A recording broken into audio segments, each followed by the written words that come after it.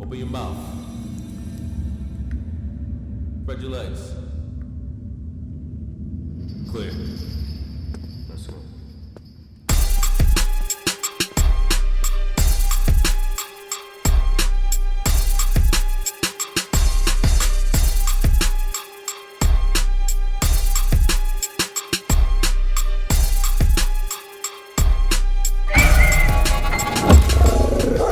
What up, what up? You already know it's your boy Pistol Pete. Welcome back to Dog in the Yard. Today we got E from the Bronx in the building. E's been, in and out, getting in trouble, at a young age. Didn't have no structure back at home. The house is infected with drugs. Father in and out of jail, so it was like no discipline, no directions, no nothing. And he wanted to go into jail doing 25 years for a body. And today he's here. And with that being said, let's get right into it, man. You already know it's your boy Pistol Pete, Dog in the Yard. What up, what up? You already know what it is. Your boy Pistol Pete. Welcome back to Dog in the Yard. Shout out to my co-host, Tone BX. He couldn't make it today. But we got today, guest is E from the BX Borough. No question. Fordham no Road. Peace and Where blessings. you at? Where you at? Peace and blessings. Peace and Marion blessings, Avenue, brother. 188th in Marion. Okay, peace and blessings, brother. BX all day, every day. You man. already That's know we what it do. is. You know the vibe. Yeah. What's up, brother? Yeah. How you been? I'm kind of Floridian now, though. Yeah, you you know? brand new out Yeah. there. Stop, man.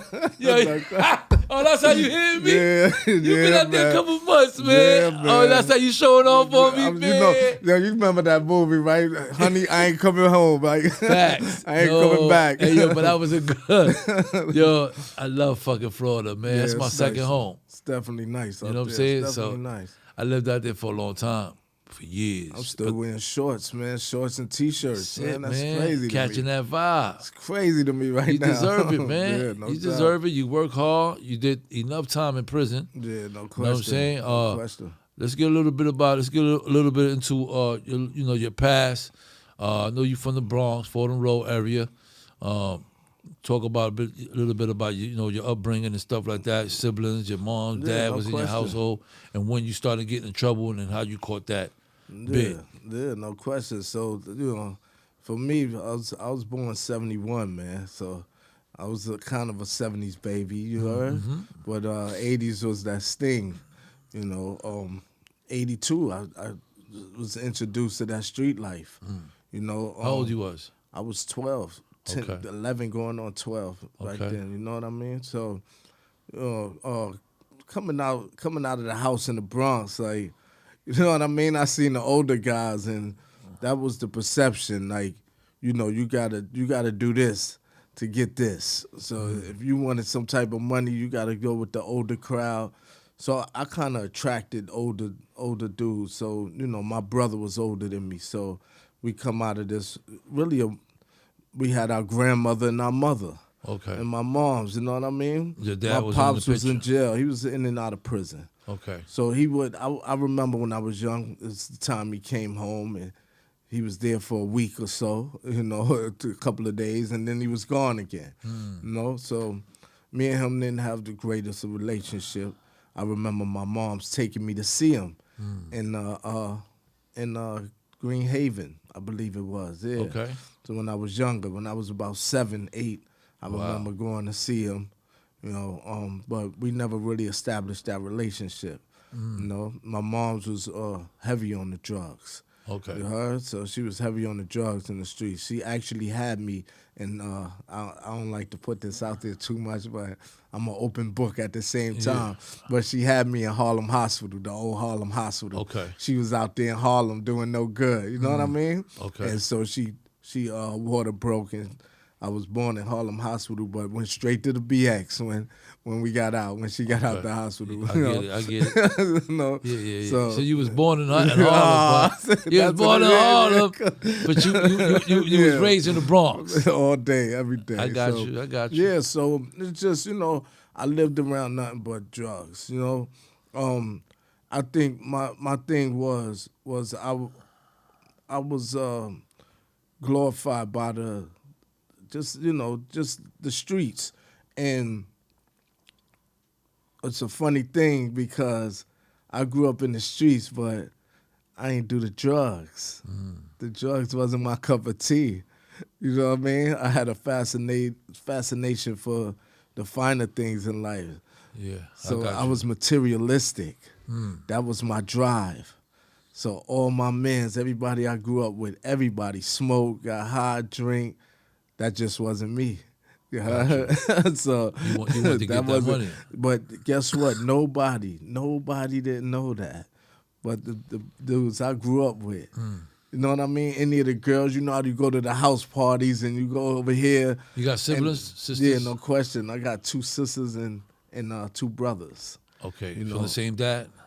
Nah, some of us, 2 of us are, and 2 of us ain't. Okay, You know, yeah, 2 okay. of us from different dads. You know what I mean? So you think your dad not being there like he should have been more involved, it took a tone on how you proceed your life as far as coming outside and not having no discipline, you know what I mean? I Just get having what your you're saying. moms and then, everybody's doing their drug thing and all that. So Yeah, I can't take the father out of the equation totally. Right. You know what I mean?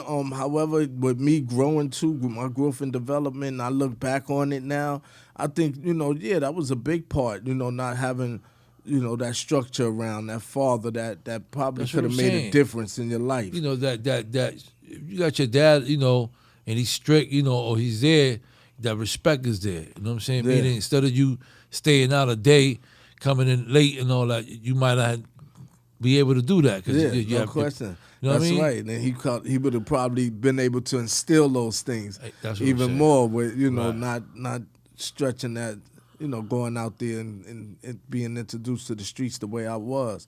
I grew up kind of fast though, cause like in '84, I was already out of town selling drugs. You know, Okay. I was already in Baltimore and D.C. Damn, Like, how old and you was then? I was back then. I was 14. You heard? Taking So, these trips. yeah, just taking them back and forth by the old timer. Okay. So it's another old timer. I don't know if I want to say the brother name, but Yeah, he's yeah, from, say his he name. from 169th, Okay. over there, and he used to be on our block, and he seen us, the young dudes. Yo, y'all want to go out of town? Listen, what? And he told us the equation of what you making, of this $5 bag to this $50, this $5 crack bottle to this $30. Oh yeah, we there. So right away we went out there. Oh, okay. Was introduced to out there. So Where you went at? Huh? Where do you go? Where you was going at? Oh, I was in Baltimore. I was in D.C. too, man. It's too And it's tough yeah, over there. I was in this projects called Paradise. Anybody that been to D.C., a lot of known drug dealers was out there from the Bronx, from Harlem. Okay. Back then, we kind of clicked and stuck together. You know what I'm saying? I got you. So that's how it was out there. But being introduced to that was kind of my downfall in life. I definitely knew right from wrong. Let's get that in the air right away. Of course. We know right from wrong, but at the time, I didn't even look at nothing else, because I go back to what you just said about the pops. I didn't have anything instilled in me. Only thing instilled in me was the fact that we had this brother that grew up with us on the block, and he left the block, and he came back Muslim. And he used to try to get us off the corner. And every time we seen him, we used to run in the building and hide from him. Okay. Because we didn't want to hear that word, you Yeah, know? yeah. You didn't want to know hear what I bring no mean? knowledge But to you, that's the know. only thing I could think of. I got you. You know what I'm saying? Yeah. That's close to somebody trying to give us a message to get out these streets. Facts. You know what I mean? Everything else was just You clouded. know the Muslim name? I don't remember his You know Muslim his name? name, and I remember his name, but his name was Skip. Oh, okay. Yeah, he Muslim to this day. Yeah, okay. Shout out to Skip, man. Yeah, no question, no doubt. And that was I guess the closest thing to Discipline. somebody little pressure being on a you. peer trying to get you Yeah. out of that life. So it was crazy to me because everything came full circle. So I've been in and out of prison. Right. My first time on the island was in 86. I was the in first time you got locked up? Yeah, 4 building. Okay, I how in was the that 4 experience, building. man? Oh, that was crazy. Huh? Yeah, going over the bridge. Yeah, What was going you through your already mind? know. That was. I remember that like yesterday. You Look know, at I that could shit. when you say it and I think about it, I feel like I'm on that bus right now. Like I could picture myself on that bus looking out at the water, like, where the fuck are we going? Where are we going? Damn, like we going over a bridge into Word. where they taking us? Like, you know what I mean? But I heard a lot. I heard enough to know that I had to man up, so to speak, you know, Right. when I got there, because everybody before me, you know, all of the older brothers used to pull us up and let us know. So The stories and yeah, shit. so when I went there, yeah, there's always a touch of nervousness, even when I had to do anything. Of You know what I'm course, it's saying? normal. Even when I had to do any crimes or anything. It's normal. Yeah, you know, there was nervousness, but at the same time, you know, we quick to adapt.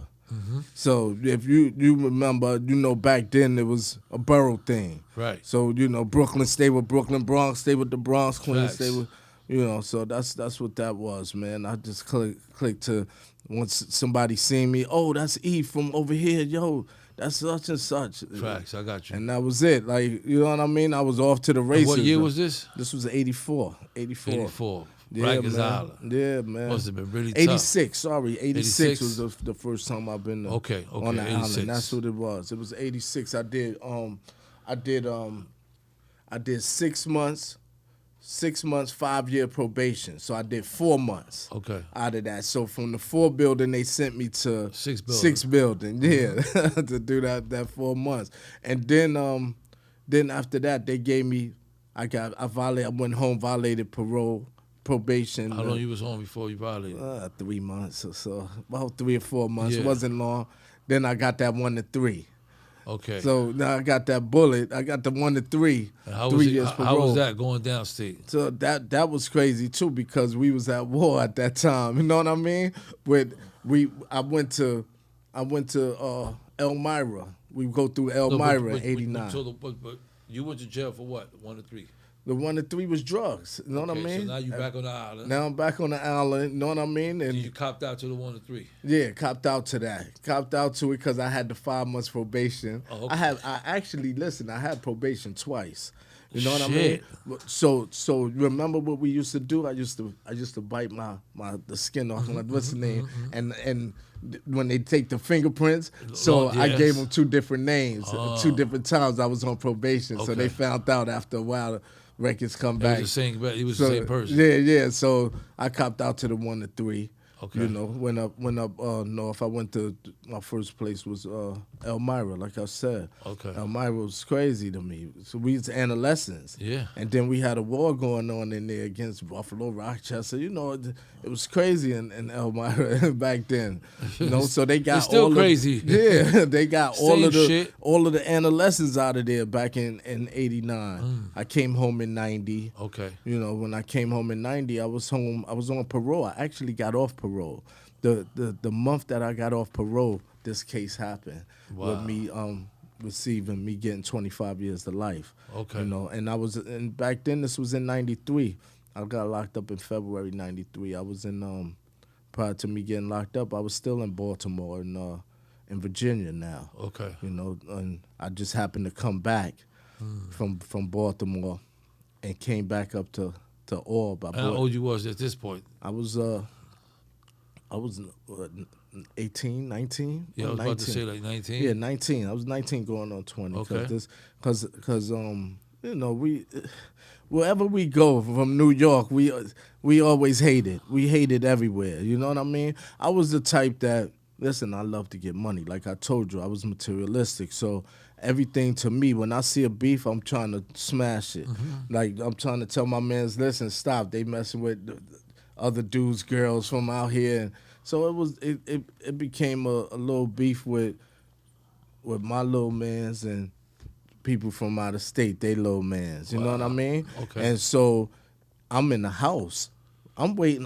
I came back for the re-up. You know what I mean? So I'm back in town up in Albany, New York. This is. You trying to get back into the swing? Yeah, of but things. I came to re-up and go back down, to go back out to Baltimore. Okay. I was leaving this place alone. You know what I mean? And then this occurred with my mans. They in the club. It's dudes jumped them. Now the dudes that jumped them, I was giving consignment to.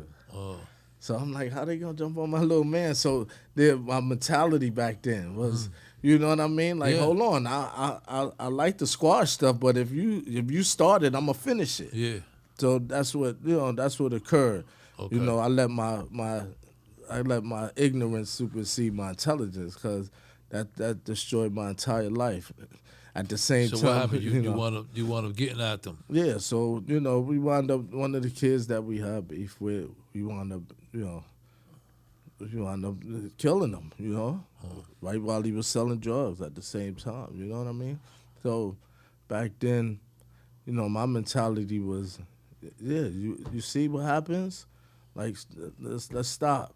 But that was that mentality.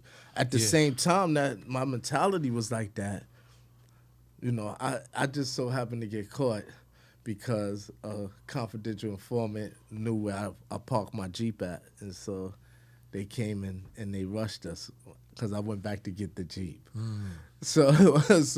But when that happened, things came full circle for me because, you know, even though I'm in these streets and we doing what we doing and we cheat and we got a different girl in every state where we at. Yeah, y'all moving around money. crazy. You know, it was like a ton of bricks lifted off my shoulders when I got locked up. Like, yo, I don't want to do this no more. So right away I started going through this, what I call, you know, introspection of myself.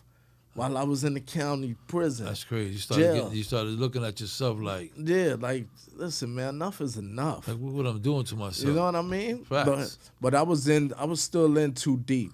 You know what I mean? You were just reflecting of your environment. Yeah. So, You know what I'm and that's what I'm saying. And I was influenced by that. So, and I thought I had to keep up the persona for the next couple of years. Got you. And so I did that. But at the same time, That shit cost your whole life. Yeah, I still was going just like the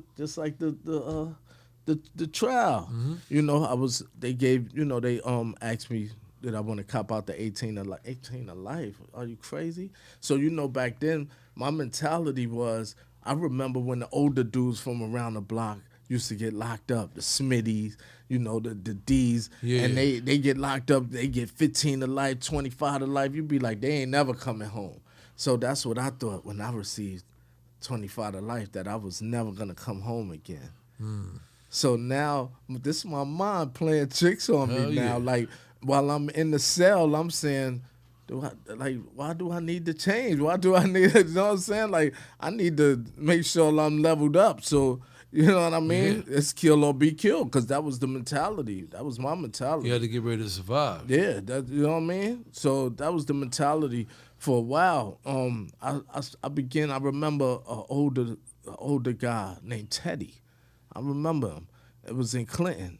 You know, he worked in the law library. So he used to tell me, like, this is going to get you out. That got you in here.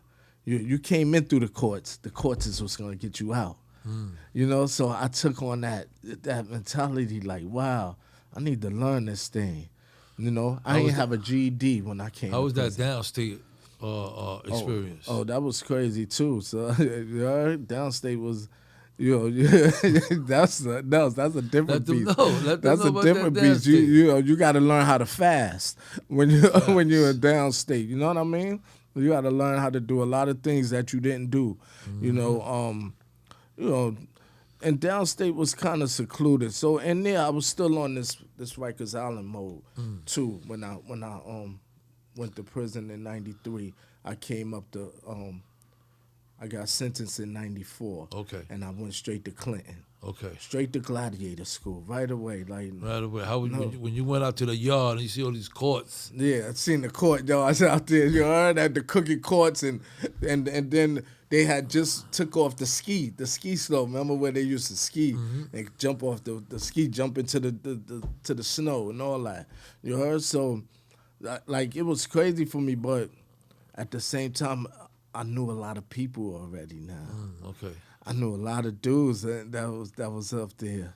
You know what I mean? I had positions, and you know, and so me, my thing was I never became a blood, never became not, you know what I'm saying? And no Stay gang or neutral. nothing. I was a neutral dude. But then we had the neutrals. We had the, you know what I'm saying, the neutral cards where we had to step up because somebody gonna test you some way or how in Clinton. You know what I mean? If you with anybody. So even though we had the neutral, God, that was a clique in itself, right? You know what I mean? We can't hide that. True. You know what I mean? So, but I think that thing kept me grounded a little more because now I was able to fall back a lot and close that gate. You know what I mean? I went in there without a GED. That's the first thing. Yeah. So the first thing you worked on. The first thing I worked on was going to school, and I knew I loved money. So right away, I got right in that tailor shop. Okay. So the tailor shop is where we make prison clothes. You know what I'm saying? Yeah. So in there is where you get the most money. Okay. You know, you might make, $40 every 2 weeks opposed to $7 for being a porter. You know what I mean? And they got the bonus system in there. If you create, if y'all made enough clothes, enough shirts for the week, they give you a bonus, a 40% bonus, 80%, or even 100%. Okay. So if you made $30, you get a 100% bonus for that week. You got $60. Okay. You balling. You know what I'm saying? Yeah. You got $60 for the week. You going to commissary balling.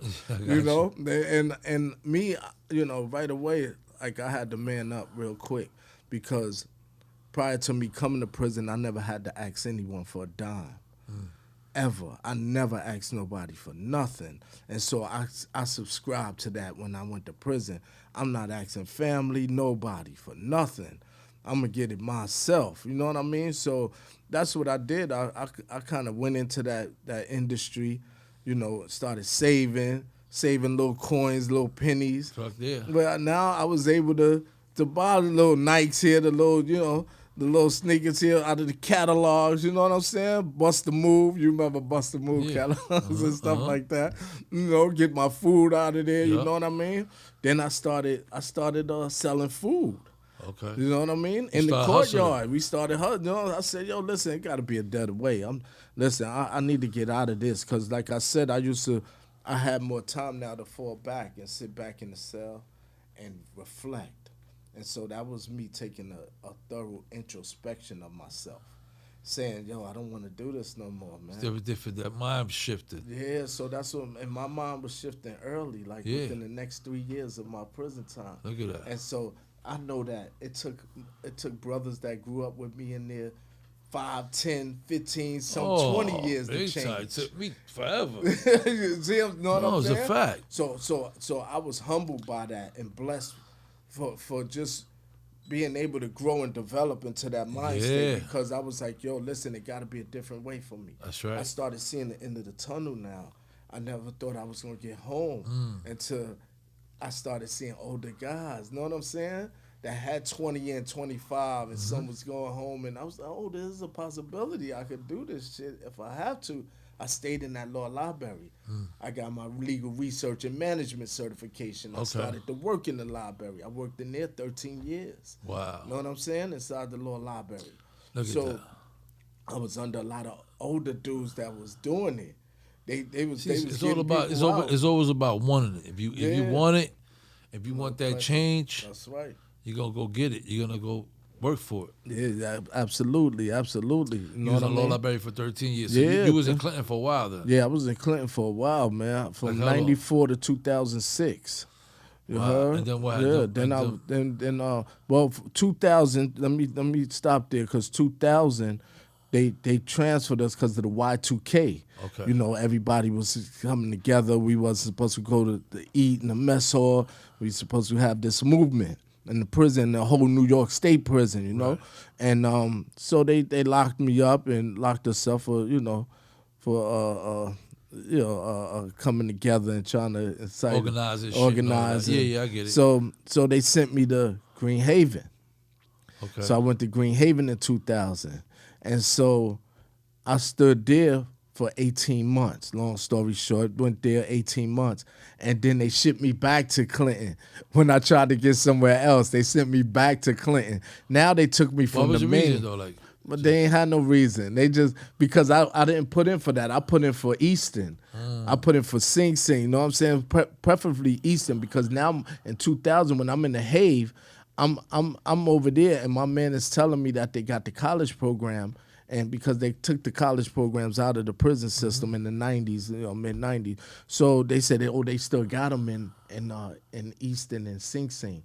And one of my mans that I grew up with in Clinton, he was in Sing Sing now. So I was trying to get there, and they sent me back to Clinton. But now they took me out of the main, and I was in the annex for 4 years. So I was in the annex from 2001 to when I went back to 2004, and then they sent me back to the main. They was shuffling me around for no reason at all. For no reason at all. Shit. You heard? They was doing me filthy though. Every time I complained and try to put in for this next transfer, because I was staying good now. I wasn't no infractions. You know what I mean? I wasn't catching those infractions. You expected to get transferred. Yeah. So they was doing me filthy. Like, take this. That was just that test, man. Go back to the main. So see how deeply you changed. Yeah, exactly. That's right. You know what I'm saying? Sometimes you get tests like that. The devil's always around. All the time. That's right. So in 2006, they packed me up on the main now. I was in the main for another year, because they took me from annex back to the main. I'm over there. So now I went to Sing Sing. Well, they don't tell you where you're going. We went to the gym, getting shackled up, going on the bus. And I was like, damn, where the fuck they sending me? Like, you know what I mean? Where they sending me now? I have a clue now. It can't be Sing Sing. Yeah. Because I tried that back in 2000. So it actually was Sing Sing. So I got there. I already had my GED. I got my GED in 94 in Clinton when I first got there. Right. I went right to school, and I worked at, what's the name, at nighttime? The tailor shop. Oh, the tailor shop. Tailor shop first. And then I went to the law library in the tailor shop. I got you. After I got my GED. Boom. So I'm still making money. I'm trying to hit 2 jobs all the time, because like I told you, I was real materialistic. Yeah. So, and I love to save. And I didn't like to ask nobody for nothing. So always kept a job. 3 modules my whole 27 years and 6 months. I did 3 modules, like, for real, up until I left. August 10th, 2020, I had 3 modules. But so what happened is, when I went to Sing Sing in 2006, I got right into the college program. My man was in there that I grew up with in Clinton. So, he from out of Buffalo, a mentor. His name is a mentor. Okay. Good brother. He did 25 too. He home now, doing real good, man, in Buffalo. So, he was there. He told me about the college program. So I went in and took the test, passed it, went through college. Now I'm in there from 2006 to 2015 before I was transferred to Fishkill. Okay. But while I'm in there, I got my associates, my bachelor's, and my master's degree. While I was in Sing Sing. Focused. Nothing else. I didn't want nothing else on the plate. Nothing else on the plate but what I seen, those degrees.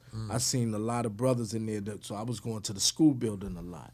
And I seen what they had. I wanted that. That's what I wanted. You know what I mean? So I got locked in, man. I got locked in and got focused. You got no focused. question, man. And on top of that, I was preparing myself, man. Preparation. Before I went to prison, I never knew what a pay stub looked like. I never knew what a pay stub was, man. I sold drugs my whole young adult life. You know what I mean? So for me, it was prepare yourself and begin to learn corporate America while you in here. Facts. With the little resources that we had now too. Yeah. You know what I mean? Yeah. And with the commotion around. Absolutely. You know what I'm with saying? All the bullshit around. You know what I mean? That you had to make sure that somebody you got step laser on your vision. Yeah. And then at the same that's time. like my co-hosts always say, Tone BX. Yeah. Laser vision. You got focus. Yeah, I believe me and him was in the same place too. Yeah. Tone knows a lot of brothers, man. Yeah. He's into education, very heavy. Yeah, that's you know what I'm saying? Because that's very important, man. Education is everything. No question. Know what I It mean? definitely was the key for me, course. Because it allowed me to prepare for life, for society. Facts. You know what I mean? I didn't know nothing about a computer until I went to college, and I started learning, on these little computers that they have in there, that they teach you. You know what I mean? Yeah. So that that helped for that. That helped with that. That helped with also learning your history, learning education. About things that you never, and then we know a lot. Brothers like us that been in this both worlds, we know a lot. We smart. We smart. We are smart as hell. We got it. But now in college just taught me the terms of things that we already knew. You know what I'm saying? The name of things, the term for this is this. Or, you know what I mean? So, because I always knew I was smart. Right. It's just I ain't had no time for that. You know what I mean? Yeah. In school, I went to Roosevelt High School. Okay. My first year I went there, I never went there. I was there in night school every day. I went and enrolled the first day, and never went back. Never been inside. Just came out in the front. That was shit. crazy. Yeah. When everybody used to tell me, "Yo, E, you never been in the school," but the first day, never went back. That's crazy. Never went back after that. You know what I'm So saying? E, throughout the whole time, you ain't getting no trouble, no jams. You stay out the way. Oh nah. I had some scuffles. I had I mean, but- box time. And Yeah. I had a little scuffling. Okay. Little scuffling. I went to what's that facility? Southport? Ulster. Yeah, I went to Ulster. They sent me to Ulster when I was in Fishkill. Like, they crazy. I was getting my trailers and everything. Like, it's crazy. But they wound up sending me there. I got into little scuffles in Clinton too, but I'm just saying more recent for me coming home that was testing because now it was 2017. I'm in Ulster. You know what I mean? I'm not supposed to be there, but they saying you got too much programming. You good there. So I got me a maintenance job there. You know what I mean? Just to cruise it out. Yeah. And then we had a lot of bloods in the company where I was, and the phone always is the issue. And then one person he comes in like he had next and he didn't, but things go on, and I went to the box from there. Okay. You know what I mean? But I got out. I went to the board. I actually went to the board. Now, this was my 25th year. I went to the board. In 2017, I got my college education, my degrees. You know what I'm saying? It took me to the early board. So you go to a board 6 months before your actual 25-year board date, right? To see if you get 6 month good times, to see if you go home before the board. So I didn't make that board, right? That 6 months good time. But then I went to the initial board, what we call the first board. Yeah, the first board. And I went there, and I made it. Flying colors. All three commissioners granted my parole in 2017. Look at that shit. And then a month, 3 weeks before my release, they took my date back. Yeah. What happened? Yeah, they took my date. They snatched it. You had some good time? Nah, what happened is the families and the judge and the DAs opposed my release. Okay. So they said you're not fit for society. They wrote the judges. They wrote the commissioners. And then they had another hearing for me before my release date, and they took it. So now I'm in court fighting. I had to get a lawyer. Me and my wife, we had to get a lawyer. You know what I mean? Yeah. So now, that's just fucking mind-wrecking. yeah. Listen, I was going home February 2017. That's super mind-wrecking, huh? You so amped up. Man, you can't barely sleep. Remember how we talked about getting locked in? Yeah. I locked in at law library. I got locked in at that time then. So I didn't even see those 3 years, to tell you the truth. I didn't see those next 3 years because I was so locked in at that law. Yeah. You know what I'm saying? Trying to get home. I said, yeah, I'm going to get home. Because by then now, I seen so many brothers that's home that had life on the back. Right. I said, I know I'm going home. I got all of my credentials. You can't stop me. Yeah. I'm unstoppable to getting home. Word. You know, so that's what I did. Even though a lot of dudes was looking at it like how you just said, like, damn, they did you. I don't look at it like that. I'm good. I'm getting out of here. And that was your best, as far as the way you took it was the best approach. Yeah, Because if that you would shit have took it, broke you got me. mad, you could have went out to the yard, somebody would have looked at you any kind of way, reckless, this, that, you would have been like, get the fuck out of here. That would have broke me if I would have. Yeah. Yeah, we could have broke you.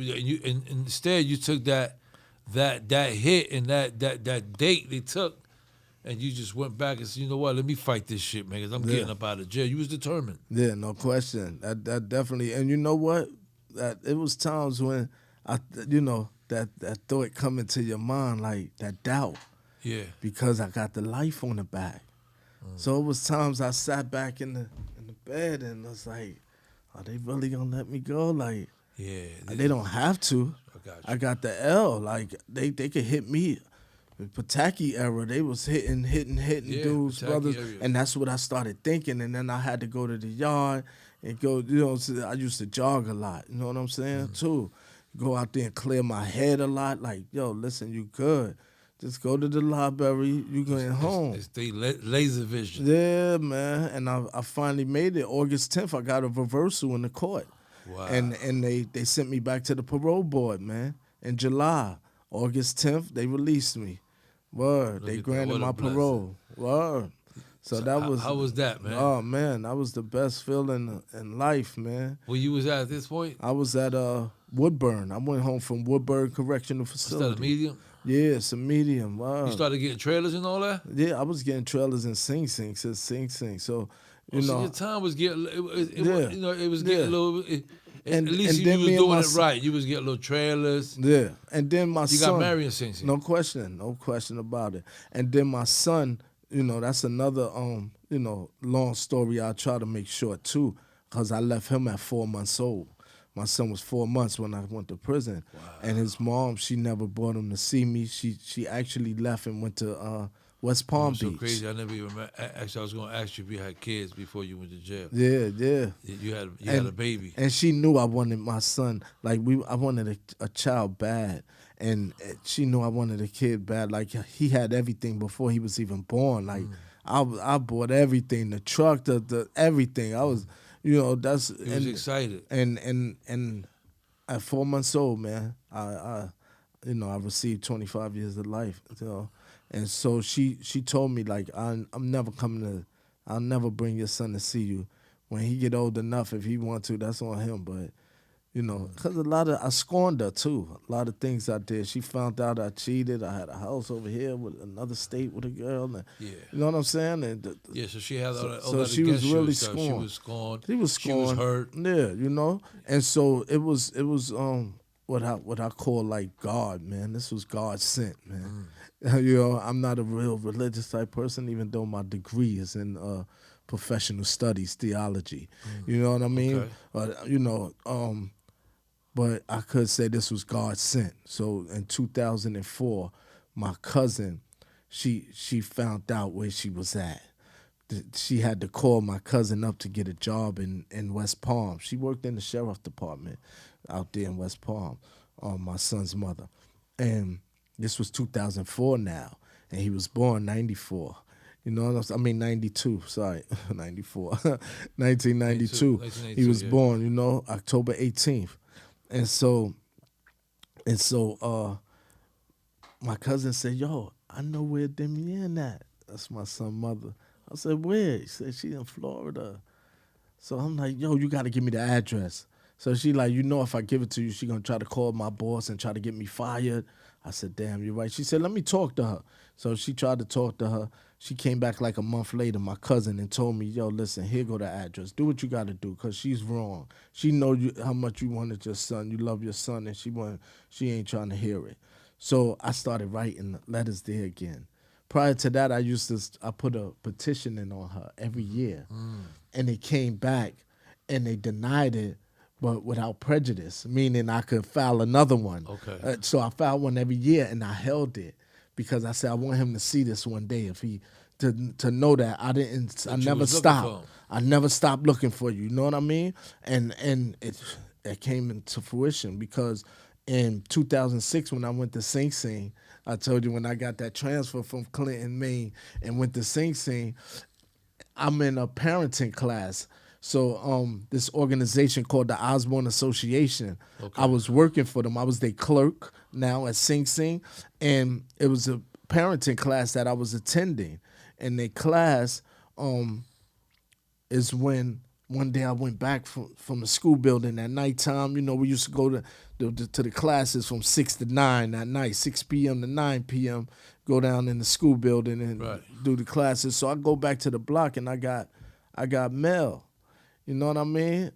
And so, you know, my son, he you know, his uncle, oh no, his mother, she wrote me and told me, yo, listen, if I let you have a relationship with your son, you better not lie to him. Lie to him? You know I'm not trying to lie to him. Like, so now the next week happened. I'm in the at work in the school building early in the morning. They called me for a visit like 2:00.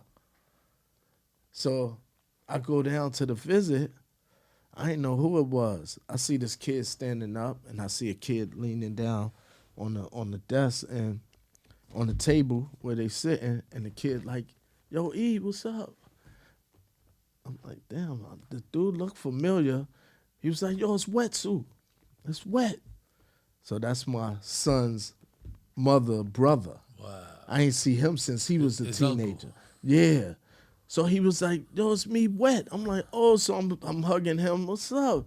He said, yo, that's your son. That's Karan. My son was laying down he had his head down on the table. And so he was like, yo, get up. That's your father. So my son got up. My son is 6'2". He tall. Wow. So I'm like, yo, what's good? Karan, my son named Karan. That's crazy. You know, I'm like, what's up? He was like, how you doing? I said, yo, how you feel right now? He said, nervous. I said, I'm nervous too. Can I get a hug? And me and him been inseparable since then. That's what's up. 2007, man. You heard? We've been together since then. I put him Congratulations, there, man. No question, man. You know, and You then never we started taking trailers. So he had me go bring all those that I told him. His mom's actually told him that I was in the service. I was in the military. And so he believed that his whole youth, you know, thinking that I was in the military. And then he was mad at her. I had to talk with him. You know, listen, don't blame her totally. Don't, you know what I'm saying? Yeah, she was just trying to think she thought the best she can at that time. Yeah, and everybody was young. Yeah, and everybody, you know, and he finally started talking to his moms again too. Good. He never went back to Florida to live with her. He came with his grandmother in Brooklyn. We encourage everybody up here, you know, That's for right. those moms that had, you know, bad bitter towards their ex and they in jail and they take the kids away. You know, we don't assassinate them up here. No, we don't bash them up here. Nothing. You know, we understand that we all needed help. All of at us. some point. You know what I'm And saying? we all was young at that point. You know what I mean? So it's just like everything is a learning experience. That's bro. right, man. And I talked to him about that too. We went on that trailer, our first trailer visit in Sing Sing, me and my son, by ourselves. And my son told me to bring those petitions and all the letters that used to come back to me. I had a lot of letters that came back to me, return to sender. And I always said I was going to show him. And he had me read every one of those letters on the trailer to him. Crazy. Word, yeah. And that's, you know, we've been inseparable since. He still live in Brooklyn. My son's still out here in Brooklyn. Have you seen him? You can't tell. I see him all the time. Like, you know what I'm saying? Yeah. For real, he's actually one of my producers. Oh, okay. In the podcast that I created That's when I came home. There you go. Yeah. You need that young Yeah, energy. man. Yeah. Oh, that's good, E, man. You know, you have came a long way. So you finally got home. No question. After 27 years, you went 6 months. That's right. 6 months. almost 28 years. Oh, word. You've been home how long now? 5 years, 5 months now. Okay. And what you been doing, man? Oh man, listen, it's endless, man. My journey is endless. So, you know, right now I continue to work towards entrepreneurship because I refuse to be that person to work from check for check. You know what I'm saying? I lived I'm in corporate America, so I understand it. I understood it prior to me coming home. You know, because I told everybody in there. I facilitated a lot of classes in there, a lot of positive classes. Okay. I created and helped create a lot of self-help therapeutic classes. You know, for the men in the prison system with us. You know, So you was doing your deed. You was no working. question, no doubt. So when I came home, you know, I used to tell them, man, like, yo, when I go home, listen, I'm gonna put a McDonald's hat, chicken, Kentucky Fried Chicken hat on my head. Whatever I'm it flip takes. them burgers. Look, listen, I'm Let's gonna make get them. I'm gonna make them just how you want them. This doesn't matter to me. You heard? Facts. From where I'm coming from now, and you know, listen, $10 an hour is much more than that 7 cents. That's right. You know, an hour that we used to get or whatever. You know, so you know, when I came home, I was just blessed that I had 3 resumes prepared already because, you know, I had my degrees, I had my vocational, I had vocationals that I acquired. Right. I actually certified in welding. You know, I had a welding. That's right. That's right, no question. I had a welding resume done. You know, to work at doing welding. I I got my food handler certification. You know what I'm saying? So I put in for kitchens. I tried it all, but I was just fortunate to land that UPS job when I first came home. Okay. So I did the UPS overnight, and I did another company where I used to test the cable boxes that's in the house. Okay, yeah. So they called me like a month after I came home. I came home August 10th. I was working in September. I've been working since then. Good you know shit. what I'm saying? Right. You know, so no question. Like So I went from that. I went from working 2 jobs to becoming a case manager, credible messenger, facilitator. You know, I worked for Exodus Transitional Community. Okay. You know, when I first came home, that's who gave me my shot. Big up to Julio Medina. He the one that, you know, had the podcast room, and I shared my vision with him about creating a podcast, Success After Lockdown. And he was like, yo, you could use my podcast room anytime you want. Me and my brother Anthony, you know, y'all could use that whenever y'all want. And that's where we launched blessings on blessings. No question. After blessings, you know. Absolutely. Then I actually worked for Department of Social Services, worked with them in Albany, New York, you know, for a company called Northern Rivers, you know, working with displaced children from 10 to 20 years old. Okay. You know, doing that, I loved it. I loved that job. You know, I love what I do, working with the youth, working with mental health. Of course. You know, and you know, my brother Anthony that I grew up with, he actually has. Shout out to Anthony. No question, no doubt. So he actually has mental health facilities, you know, like assisted living facilities in Florida. So he, you know, presented a position to me like, yo, listen, you could do this and this is what I'll give you. Oh, okay. Make it make sense. It made sense. Mm-hmm. I got on that flight May 4th. I started working at his company May 5th. Look at that. So and this is your, let's make this, Anthony's the guy that's your childhood friend. Yeah. Right? That I believe you probably gave him a gun back in the days. He always tell that story, too. I know about the story, right? I know he did. I know he was in here telling it. I know he was in here. Yeah. Now, here we go, what, 30 years later? Yeah, 30 plus. He's opening the doors for you, and you come prepared. Yeah, no question. You got all the qualifications. Yeah, and I see he was prepared too, so that was crazy to me. Yeah. That I'm saying, me and him, when I left him, he was Scarface. Pardon me, and I know you don't like he don't like to be called that no more, but you know what I'm saying? It is what it is. That's our reality. He knows that. He knows that. Just like they called me E-Dog. Like I don't. That's exactly. That's my past. You know what I mean? But yeah, and I just known him for being that mentality because I left him 27 years, 6 months ago.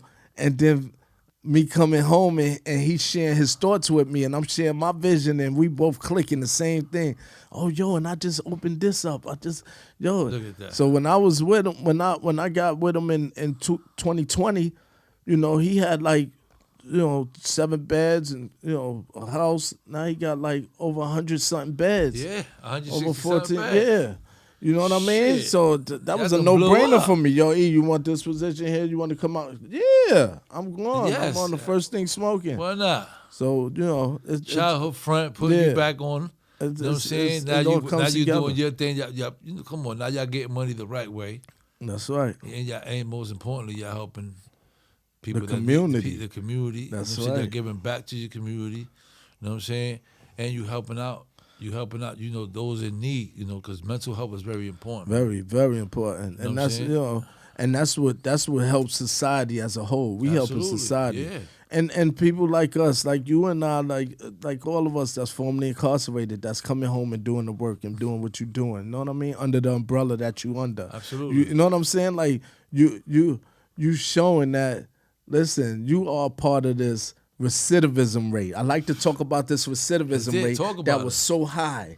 Facts. 85, 96% that we going back. Well, we proving them wrong. Absolutely. And we lowering this recidivism rate now, Absolutely. showing you that, listen, we not all going back. We not going We back. staying here. We here to stay. We here and we for a taking purpose. over corporate America too. Absolutely. We You know on what I focus mean? status. That's right. That's right. You know, so I always like to, you know, throw that out there, man, and big that up, man. And that's what my podcast is about too, man. Is shedding light on us. You know what I mean? What's the name of your podcast? Success After Lockdown, man. Success After Lockdown. No With question. my brother E and my brother Ant. No Cologne. question. No doubt. Correct? Yeah, Mr. Cologne. You know what I'm That's saying? what Let's get it right. He get that title now. Yeah, he he get deserve that. it. He So- deserve it. yeah, so- he came a long way, man. Y'all came along. Both of y'all Yeah, came a long way. yeah, no question. You know what I'm saying? Y'all both got a unique story. You know what I'm saying? It just shows your growth. You know what I'm saying? And y'all Yeah. definitely, it's only right that y'all do a podcast together. You know Yeah, what I'm saying? yeah, no question. That was. Y'all got it. Y'all got the friendship is there, the bond is there. You know what I'm saying? The Yeah, loyalty yeah. is there, work ethic is there. You know what I'm saying? doubt. The credentials is there. I mean, it's a no-brainer, man. doubt. Just like everything else y'all put your mind in, y'all been able to come to fruition. To there make you go. That's right. So- Listen, I want to ask though too, man. I don't know if Anthony did this, but I would love to have you and Tone on, man. We do StreamYard too. Like you could be in Florida, I could be in New York. We could, That'll you know be what I'm nice. saying? We StreamYard, Let's have do an it. interview Let's with get y'all it. brothers, Let's get it. man. For Let's real, get it. Set it man. up with CK. No question, no And question. CK is the guy. You hit CK Big up to CK too. You know what I'm saying? Yeah, No check out doubt. the CK. He's gonna he'll set up the whole thing and all that between him and Mondo and all that, and we'll get to it. Yeah, I want to give a shout out to Cuba too, man. Yeah. You know, that's my boy. We grew up in Sing Sing together, me and Cuba, and in Woodburn. Look at that. So you know what I'm saying? Okay. So he was like, "Yo, E, I'm with Pete. I'm gonna get you with Pistol. They all gonna." Yeah. I said, "All right, good looking." You Listen, know? we here, man. No question, It's a man. blessing. Appreciate it, too. I want to ask you. This is what this platform was made for, anyway, man. This is our voice that we never had. So that's why I Absolutely. created this platform. Facts. You know what I'm saying? You know, when you're incarcerated, you never have a voice. You could do 27 years, 28 years, and you ain't have a voice. Yeah, You know what I'm saying? Till you yeah. came home. Now you got a voice. That's You know what I'm right. saying? That's and, right. And two things. What you like to say to the young brothers out there, sisters out there that, you know, they need that inspiration.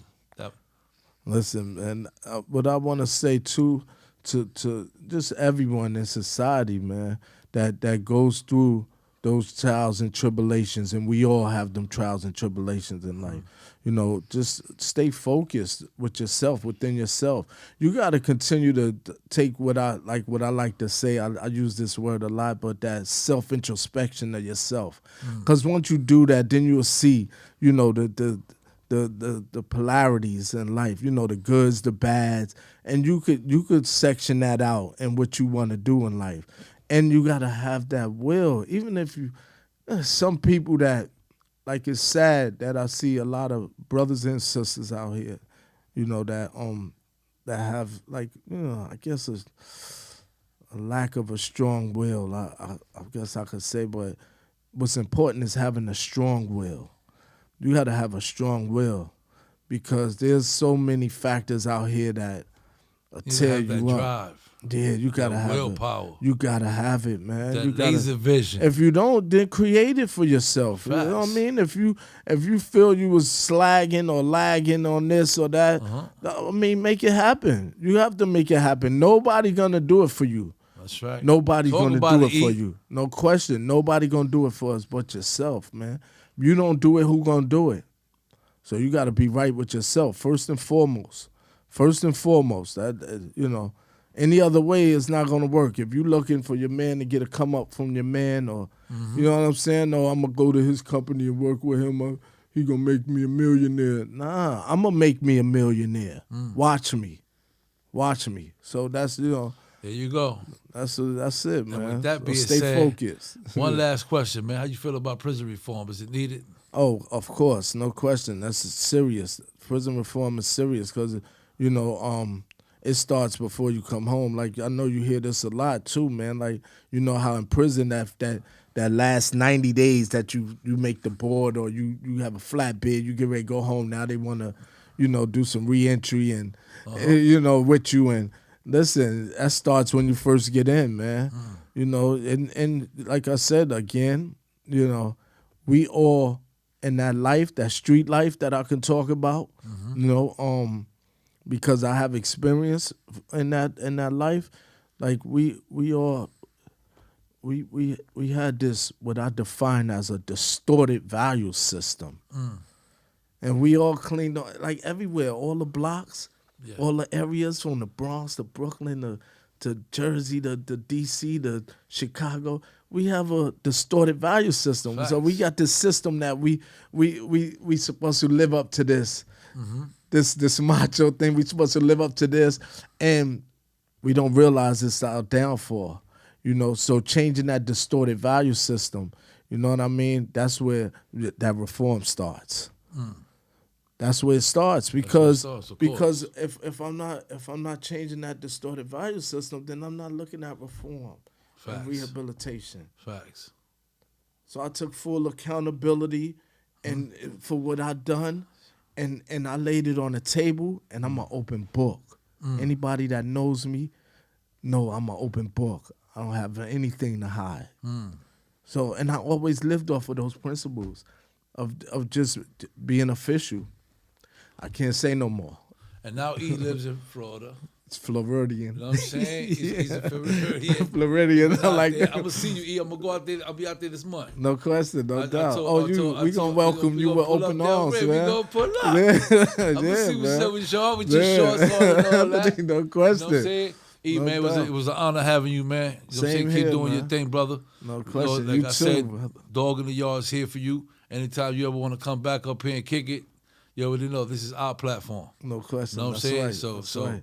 and we you guys looking forward to it. keep We doing your looking greatness, man. You know what I'm saying? Yeah, Keep yeah. doing greatness, because that's what it's about. That's right. We're gonna show them that we could do different. Yeah, that's right. You know what I'm Show you saying? better than we could tell you. That's And right. with that being said, you already know it's your boy Pistol Pete, Dog in the Yard. What up, what up? Welcome back to Dog in the Yard with your boy Pistol Pete.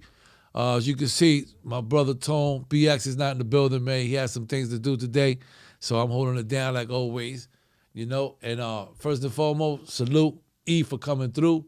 Appreciate you, my brother. You're an amazing brother. Keep doing greatness out there.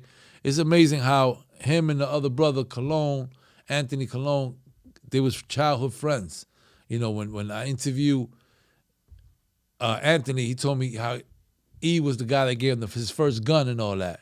And it's so crazy because now they bumped heads after, 30 years later, and they reunited, and they working together, with mental health, with patients, for mental health that need help, and out in Florida.